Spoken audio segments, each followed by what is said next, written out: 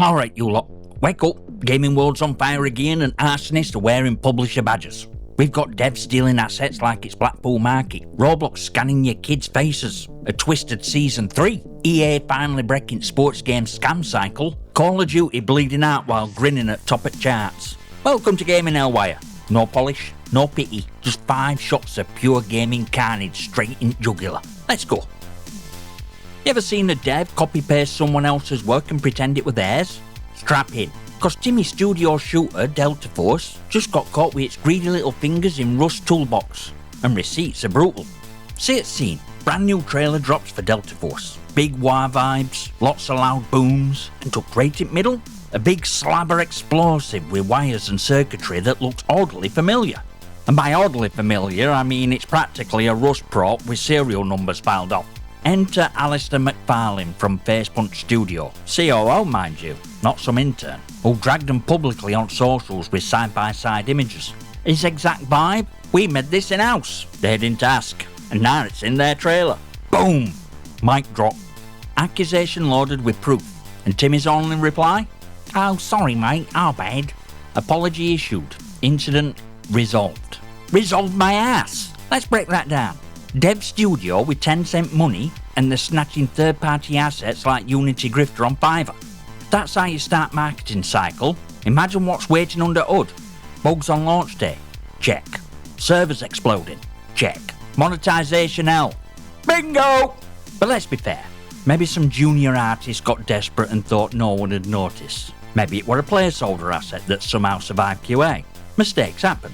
But when your studio has millions and your trailer's trying to sell us authentic tactical warfare, don't try and sneak in someone else's C4 model and call it innovation.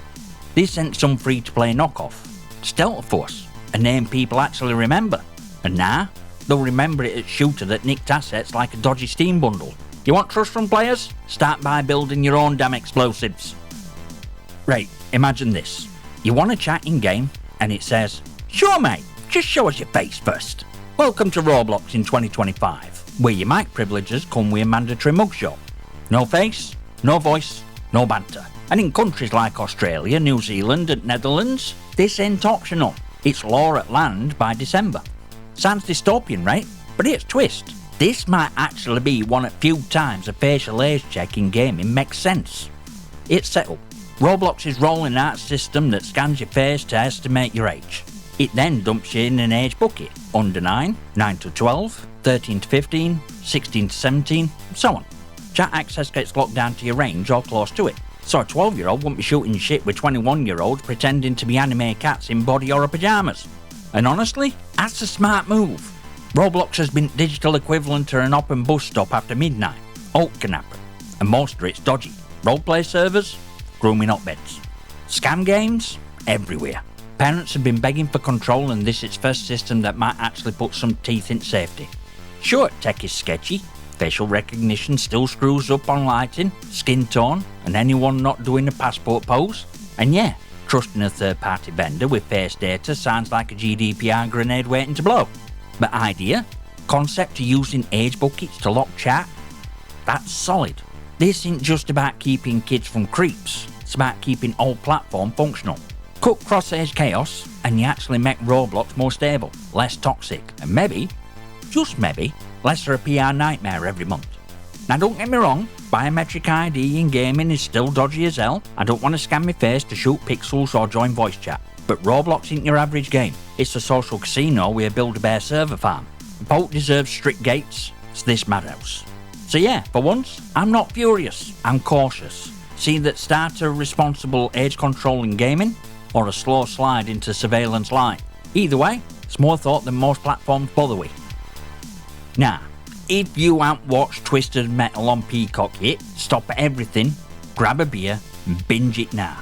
Cause Season 3 just got greenlit, and if you're not hyped, your gamer soul is clearly on life support.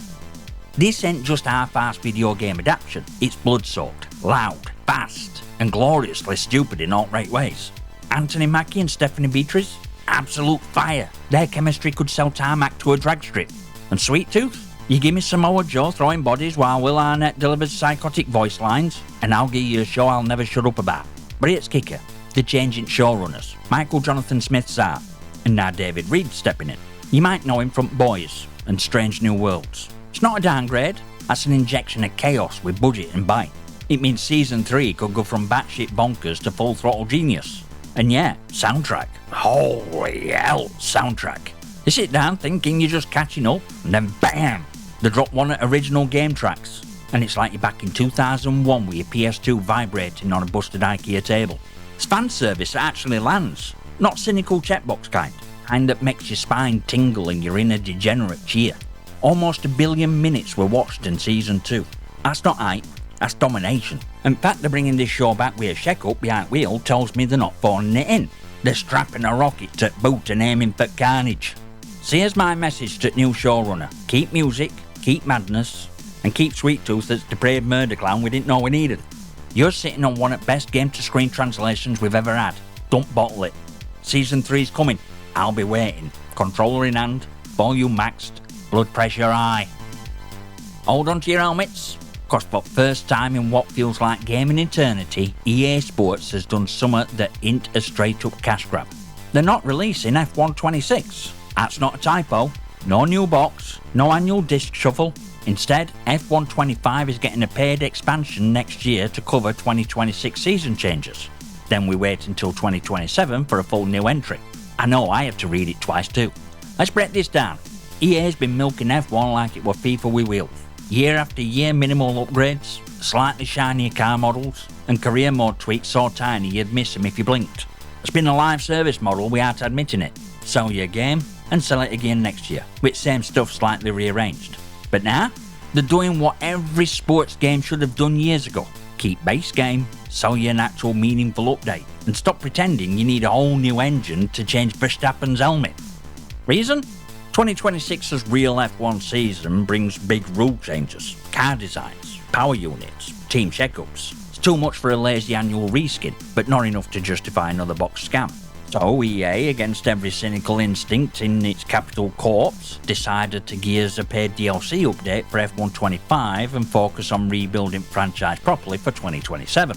And you know what? Credit where it's due. This is the first sports game move in a decade that actually respects players' wallet. Now don't get too giddy. Paid expansion still means you're forking out.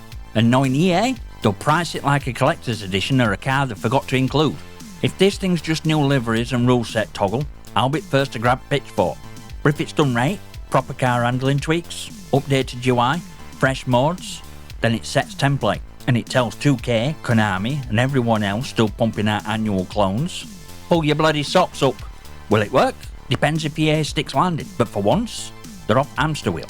Maybe now sports games can evolve beyond repainting the same fence every year and charging us to watch. Now alright. Black Ops 7 is best selling box game in UK right now. It's sitting pretty at number 1. But behind that crown is a wound so deep it might just mark beginning and end. Cause this year's Call of Duty launch, it sold 61% less than Black Ops 6. That's not a dip, that's a gaping hole bigger than Grand Canyon. Let's not sugar this. Call of Duty's bleeding. Retail's telling truth Activision won. This franchise is running on fumes. Yeah, it's selling like a 20-year-old Ford Escort still runs. But don't pretend this is healthy. 61% nosedive at launch is a franchise imploding in slow motion. Now toss in Steam numbers, a 68% drop and it's no longer anecdotal. It's structural. I played it with crossplay on. Know how many Steam players I saw? 4. Just 4. Rest with Game Pass or Xbox. Which means sure, somebody's playing, but it's not crowd that used to live and breathe this series. Steam reflects core, diehards. And diehards have fucked off. You could argue this is just retail slipping and digital's taking over. Fine. Except Battlefield 6 launched 5 weeks ago and is still parking in UK's top 5 like a tank in a field full of mopeds. Call of Duty's already got flat tyres and smoke billowing from its hood. If it don't have legs after week 2, it's done. And don't tell me, it's Christmas, parents will buy it for kids. That's last refuge at Doomed. Clueless mums keeping sales afloat cause it's the army game Timmy likes. But that won't save a broken loop, lazy design, a multiplayer scene so empty it echoes. Call of Duty used to own world, now it's topping charts with a limp and nobody at party. This is a full-on shift, fatigue's setting in, loyalty's dying. And if Activision don't rip this franchise open and rebuild it from bones up, this won't be a stumble, it'll be fall. It's top at chart now, but it's bleeding out. There's no medic coming. And that's your Gaming Hellwire for today. If your favourite dev didn't get dragged, probably 'cause they're already dead or hiding under a patch note. Like, subscribe and all that bollocks. Drop your comments and questions below. If you're still buying annual COD, blink twice for help. I'll see you next time, you magnificent.